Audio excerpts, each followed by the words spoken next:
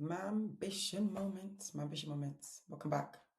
It's Tiffany. Hope you guys are doing well today. I was at the gym the other day and that song came on. I don't know if you guys know it's about I want a man in finance, 6'5", with a trust fund and blue eyes. I mean, it made me laugh because I thought to myself, my version of that song would be I want a man with a very supportive mother. Because I realized that nobody really tells you what to actually look for in a partner, and especially if you're going to have children with that person, the things that you're filtering for when you're dating are not as important. But then when you have children with them, it just reveals what you should have been looking for. Because when I was dating, trying to think of meeting someone to potentially, settle down with and start a family, I was so obsessed about the career, the level of their ambition. It wasn't necessarily that they were like super, super successful. I was more like, I want someone ambitious. Because in my mind, I thought that ambition would translate into maybe someone who can work hard, someone who would be driven, someone who would be able to have like self respect and discipline and do things. And I thought, okay, in a wider span, that could play off well, right? Because if you have someone who's ambitious and driven and they can work hard, then, even when life is tough, they can pick themselves back up, they can support you. When things don't go well, they won't totally give up on life. And I thought actually they could teach the children some good values about discipline and hard work. And I thought actually, they're more likely to have other important qualities. But it makes me laugh now that the fact that I have the partner that I do and the mother that come with the mother that he comes with is the most important thing. I should have actually been filtering for like, what's your mom like? Like, what's your mom like? What are your parents like? Because now that I have children, that is like for me the most important thing. Um, and I say that again as someone who is a motherless mother. Perhaps if I had my own mother, it wouldn't matter as much. Because what I realize now, especially in motherhood and achieving things, it's not always about your ability. It's about your capacity. It's about the support, the village you have. And women who achieve certain things often do it because they have a village in place or support in place. I mean, it's not always the case. Some women are outliers and they may go on and, regardless of not having any support, and I'm sure most of you on this and listening to this actually are still doing it, able to do amazing things with your life. But I can see how, for me anyway, been able to do all the different things that I like not just having a career, but also having this podcast, also being able to I don't know, be well, go to the gym, being able to, I don't know, go for a walk, listen to music, do all the different things that I do. I'm only really able to do that because I have a great mother-in-law. And that's it. For me, it's the infrastructure. I can see how that makes a huge difference. And yet, I just wish sometimes that sometimes I think, I wish someone had warned me, like, what to look for a partner, especially if you're going to have children with them. Because like I said, when I was dating, I was like, looking for more the surface things. Like I said, maybe ambition, good looks as well. I don't know, maybe someone who was fit, which are good too. Someone who was kind, obviously important. But it's so interesting how we never look behind the scenes and think actually, what's that life going to look like when you have a child with them? Because that changes everything. Often the real version of people come out when they're under pressure and life is a bit hard and you have children. That's when you often start to see things that you didn't see when you were dating, and things are easy and everything's going well and everyone's nice. But yeah, it's interesting for me, and now it makes me think about, hopefully if my children come to me for advice when they start making those decisions in the future, what I will actually tell them, and the advice I would give them about that side of things. Because when you have kids, I was thinking about it. When you have kids, for me anyway, supportive parents really matters. I don't hide the fact, even on this podcast, that I think I'm able to have the relationship I have with my husband simply because we have a village in terms of his parents. I live in the northeast of England, and I'm mainly surrounded by them, his parents, and they are an incredible village for us. They're why we're able to, have time off from the kids, have careers, spend time by ourselves, be able to like invest into our relationship. We can only do that because of their support. If they were not around, we wouldn't be able to do any of that. And it will make a difference to the level of relationship that we can have. And it's like, what? That's insane. The level of their kindness, supporting me day to day, helping with the kids, the love they have for our children, how much they go above and beyond to support us with them. Like my mother-in-law helps me a lot. I mean, she does a lot of the laundry, and I'm not ashamed to say that. And she is now in our house most days, taking the children, helping out, school drop-offs, and I can't, school pick-up most of the time when I can't do it.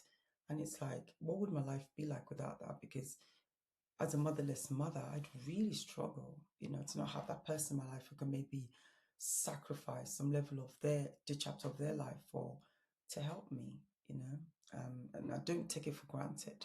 I actually don't take it for granted. And it's like, again, what actually matters is like that space that I have to pursue my own interests and ambitions. Like my ambition, I don't think my ambition would exist if it wasn't for the grandparents. And that's why I often said powered by grandparents. If my life is powered by the support that I have, because it's because I have that support that I didn't have the space to think, the space to think, oh, I want to start a podcast and be able to actually show up for this podcast regularly. If it wasn't for them, this wouldn't be a thing. So it's so interesting, isn't it, when you start to look behind the scenes? And that's why I'm always open about these things. I don't want you guys to think I'm just extremely driven or something special about me. I just maybe have the space and the support to be able to show up and have time away from the kids to think and come up with ideas and be able to do this. And that's my version of the story. Um, and yeah, it's interesting. And I think that's again one of the reasons why I'm really disciplined about my ambition and why I'm really committed to my ambition. Because I don't know, maybe it goes a bit toxic as well. I feel like, Tiffany, with all the support that you're getting, what are you going to make of it? So that gives me some sort of pressure. Obviously, I have to be gentle with it because I can't. Still have to look after myself, take a break. But in a way, oftentimes I do think to myself, like, you have no excuse. Um, you get this support, you better make it count then by actually making your life count and doing something that you can do because you have the capacity to do it. And so my ambition is, for me, it's like my way of supporting other mothers because I'm being supported. Isn't that interesting? And also, in a sort of moving on from that, especially from the partner perspective, I was thinking about how you don't even think about the type of partner that person would be when you have children with them. And it's so funny again, like when I was looking at my like husband now and dating him, again, I was thinking like, I don't know, you just think, oh, I'm just gonna have kids with this person because maybe they're a good person, right? They seem nice and they seem hardworking. But you don't think about like how that could translate into a version of the parent they would be. And I'm so lucky. I just think I'm lucky that things have worked out well because you never really have that conversation. Isn't it weird how nobody really like encourages you to have that conversation with someone you will have children with about like parenting styles and I don't know, like what kind of life do we want to have as parents for our children? What kind of values we want? You just, I don't know, just have kids with them and you hope for the best. It's insane. But I suppose, I don't know, I don't know, maybe that's just how people do it. Um, but I think when I look at my husband and me, I realize that our parenting styles actually balance each other out. He's like, he keeps the children brave and a bit wild. He will push them sometimes or make them try things that makes me a little bit nervous. Like, I don't know, when we were on holiday, we went to a water park and I thought, ooh. Like I look at the water park and I'm like, I am definitely not going on that slide. But he would take them and because he makes it normal, they find that normal. Like they think being brave is normal, whereas I would hesitate. So I'm so glad that he doesn't allow me to pass on my own fears and like I don't know insecurities to the children because I mean I say it but I think I grew up in a very protective environment where I don't know if it's been Nigerian, been African during the time that I grew up, but for example, we didn't learn to swim. Swimming wasn't normal, so because of that, you develop a fear of like water and swimming and trying things like that and going on, I don't know, Ferris wheels and things that are like to go really quickly. Like I have this like fear of all those things. It's only now that I'm a mother that I'm now trying those things to be more brave because my children are watching and I don't want them to pick up any like unnecessary fears and anxieties about things. But my husband is like makes them fearless in that way. Like he makes things that are a little bit scary natural. And my style and my job, I suppose, is that I keep them safe. You know, I make sure the homework is done. I hold the structure. But I'm so glad that he's the way that he is, even though sometimes I'm like, oh, just stop being a clown and let them get to bed. But I appreciate his style because I think it complements each other. I think if we're both the way that I am, our lives would be too maybe like organized and maybe too much structure and not as much adventure and carefree even though I like to think I'm carefree and fun. I'm a fun parent, but I'm not the fun parent. And I'm okay with that. I actually don't mind being the parent that I am because I think this family needs my parenting and this family needs his parenting. Isn't that funny? But the balance works. I think it's good because then it allows children to see that there are two sides to life and there's two sides to your personality, and you can be nuanced, right? You can be wild and quiet and seek like your own company, but still love people with other people, go on adventures, but like being alone and being quiet and meditating by yourself and spending time to get to know yourself. So yeah, I really love that. The two styles that we bring together. But it's so funny how I never thought about it when we were dating, or I never thought about it before dating. Like this is what I should be filtering out for a partner. But I think it's definitely got me thinking about like my children when they make those decisions. And hopefully, like I said, if they will come to me, then I'd love to be able to like, I don't know, advise them to kind of think about those things because it does matter in the long term. But yeah, I think if I could definitely go back and give myself dating advice, it would be this: like, ask about this person's parents, look how that person shows up on a bad day. Um, I don't know, look at whether this person can be independent enough. You look at whether this person, when situations are stressful, are they calm? Can they be calm? Look at whether this person is interesting rather than looking to think, oh, I want him to be the same as me. Like I always thought this person had to like the same music or films or so we can do things together. But actually now that I look at my husband, he's so different. He likes different music, he has different interests, and he's almost quite quirky to me. And I almost find him interesting to observe. And I find him interesting because he has different interests. That's actually been really good because he's not like me. And I'm like, you're so different. What? And I'm so different to him. What?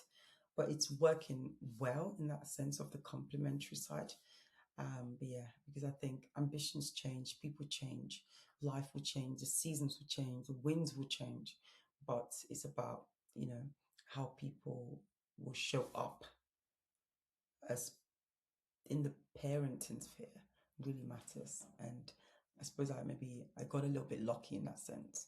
I did not know I was filtering for the right things at the time, but I'm so glad. Honestly, I'm so glad that I chose my husband. I know it sounds crazy, but don't tell him. Mainly for his mum. I didn't know that his mum would be actually the qualifying thing, but yeah, it's really worked out well for me that way. I'm so grateful because, like I said, I'm someone who could have ended up being very stuck because if I end up with someone who didn't have parents, not because of any choice of theirs, life could be very different.